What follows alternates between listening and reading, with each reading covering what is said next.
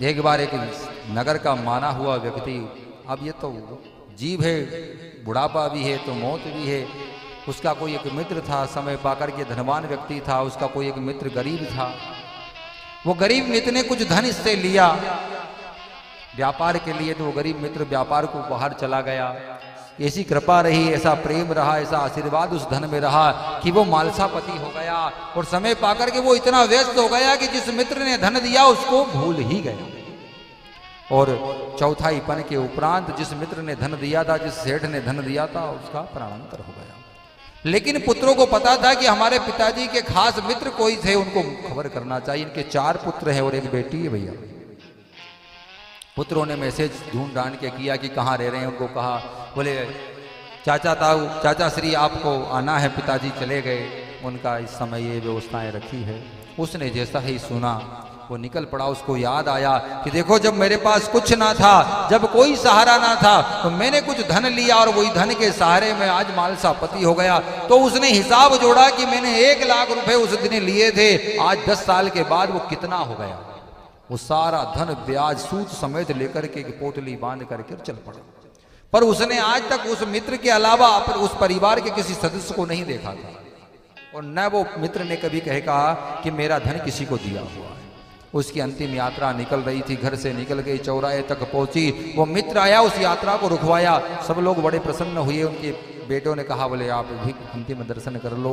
जैसे उस मित्र को मुखड़ा देखा, आंखें भर आई और कहने लगे, भले आदमी मुझे मालसापति बना करके अकेला चला गया है, ये माल को क्या करूं मैं अब।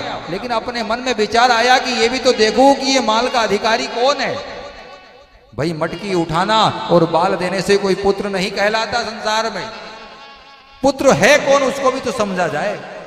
बोले भैया, इसके परिवार के सदस्य लोगों ने कहा है 4 बेटे हैं, और बोले एक बेटी घर पर है।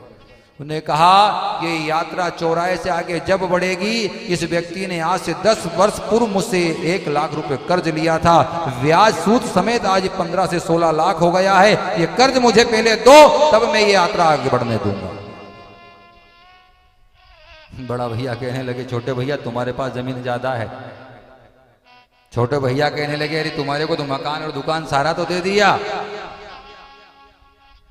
चारों भाई ने सुबह से दोपहर कर दी, पर कोई उस पिता के ऋण को देने को तैयार नहीं है। और सबके पास एक से बढ़कर एक प्रॉपर्टी, एक से बढ़कर एक संपदा। समय बीत गया, दोपहर हो गई। लोगों ने कहा मामला निपटेगा नहीं, ये लोग धन देंगे नहीं, और वो जो धन का मालिक है, जो ऋणी है, वो छोड़ेगा नहीं, तो हम तो चले।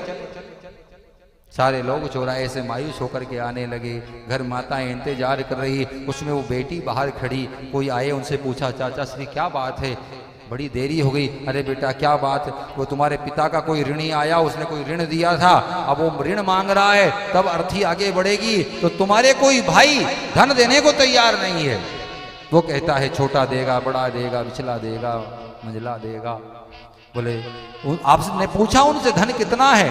बोले बेटा वो तो बहुत कुछ धन बता रहा है, 10 पूर्व पहले 1 लाख कोई तुम्हारे पिताजी ने ऋण लिया था। वो बहन ने, वो बेटी ने अपने अंग पर जो आभूषण पहने थे ना महाराज, सारे स्वर्ण के उतार करके और साड़ी का पल्लू फाड़ करके बांध करके उस नगर के व्यक्ति को दे दिया। बोले जाओ वो ऋणी व्यक्ति को जो ऋण लेने आया उसको दे दो, अगर इसमें भी पूर्ति नहीं होती तो उससे बोल देना उनकी बेटी अभी जीवित है, वो इस धन को देगी। बोल गोपाल कृष्ण भगवान की। बजाओ ताली, ये तो तुम्हारे काम की बात, नहीं तो ये लोग फिर थोड़ी मुझे छोड़ेंगे। बोले वाह इनकी बात कर रहे हैं। कहा महाराज अगर वो व्यक्ति का ऋण इससे पूरा नहीं होता कभी भी मैं उस ऋण को देने को तैयार हूं, लेकिन मेरे पिता की यात्रा को ना रोके। लोग गए, वो धन उस बुजुर्ग को दे दिया, यात्रा आगे तक पहुंची, सब लोग वापस आए। उस व्यक्ति ने कहा बोले भैया वो बेटी कौन है जिसने ये धन को दिया मुझे? फिर भी वो हाथ जोड़ करके खड़ी है। बोले चाचा श्री चिंता ना करे, जिस भी व्यवस्था में मेरे पिताजी ने आपसे ऋण लिया होगा, मुझे मालूम नहीं कितना लिया और कितना देना है आपका, लेकिन मैं ऋण सूद समेत दूंगी, मेरे पिता के ऊपर कोई ऋण ना रहने दूंगी, 13 दिन के अंदर आपका ऋण चुकाऊंगी। उन्होंने उसके सिर पर हाथ फेरा। बोले बेटी धन्यवाद है तेरी जैसी बेटियों को, तेरे पिता से मैं कोई ऋण लेने नहीं आया था। अरे तेरे पिता का इतना परोपकार है मेरे जीवन पर कि उसने आज से 10 पूर्व पहले मुझसे ऋण लिया नहीं, मुझे ऋण दिया था, मैं उसका सूद समेत ये धन देने आया हूं। अगर ऐसा कह दूं कि मैं 10 लाख रुपए लेकर के आया हूं तो चारों बेटों में होड़ मच जाती कि आधा तेरा और आधा मेरा। बेटी तेरे तक कोई नहीं पहुंचने देता, तो मैं तो उस बात को मानता हूं जो अपने दुख का बंटवारा करे उसे संतान कहते हैं, जो संपत्ति का बंटवारा करे उसे संतान नहीं कहते। तो जब भी मांगे भगवान से तो बेटी मांगो, बेटा मांगने की जरूरत नहीं। और अगर सभी लोग बेटा मांगे और भगवान आपकी सुन लेना महाराज, तो हरिद्वार जाने की जरूरत नहीं, सबको बाबा जी बन के घूमना पड़े यही। हाँ, अगर भगवान आपकी सुन ले, वो माता जी जिसका आप पूजन करने के उपरांत, विवाह करने के उपरांत पूजन करने जाती है, सास भी यही मांगे, ननद भी यही मांगे, भौजाई भी यही मांगे, जिठानी भी यही मांगे, क्या मांगे? बस पहली खोल का बेटा पर सितारा। लेकिन बेटी ही बेटी, परमात्मा की बड़ी कृपा है, कहीं कहीं भगवान इग्नोर कर देते हैं आपकी बातों को।